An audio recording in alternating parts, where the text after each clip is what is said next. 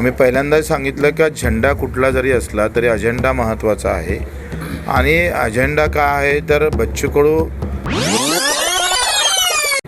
पण सरकार कोणाचं असू द्या, ज्यांच्यासोबत हा प्रसंग घडतो तो वाईटच आहे आणि याच्यात कायद्यात काही बदल करून मला वाटतं छत्रपती शिवरायांच्या काळात जसा चौरंगा केला जात होता तसा चौरंगा रायगडाच्या पायथ्याशी असं कृत्य करणाऱ्या लोकांचा झाला पाहिजे. म्हणजे जरब निर्माण होईल आणि पुढं कोणी असं धाडस करणार नाही. मला वाटतं कशासाठी मोर्चा काढता माहीत नाही. निश्चितच सरकारनं त्याच्यावर लवकर निर्णय घेतला पाहिजे. नाना पटोले पण BJPत होते, पहिले काँग्रेसला, मग BJPत गेले, आता पुन्हा ते काँग्रेसमध्ये आले.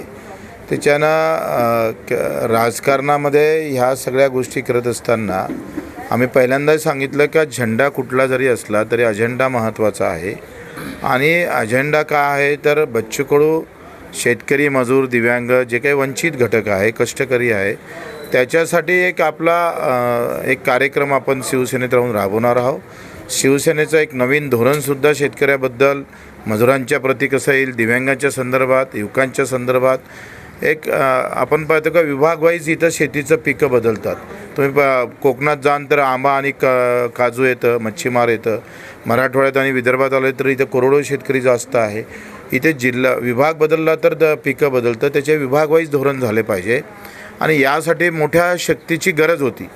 आणि मग अशा पद्धतीनं शिवसेनेसारख्या एकनाथजी शिंदेसाहेबासारखा एक सच्चा माणूस आम्ही पाहतोय, नेता जर आपल्याला भेटत असेल आणि त्या माध्यमातून शेतकऱ्याची ताकद मोठी होत असेल तर गैर काय आहे. बरोबर आहे. तर या अधिवेशनात आपण त्याचा प्रस्ताव मांडणार आहोत का विमा ज्या काही विमा आकारल्या जातं किंवा ज्या पद्धतीनं आकारल्या जातं त्यामध्ये बरेच बदल करणं गरजेचं आहे. ते कंपनीचा जास्त फायद्याचा आणि शेतकऱ्याचा तोट्याचा राहू नये यासाठी आमचा प्रयत्न राहील.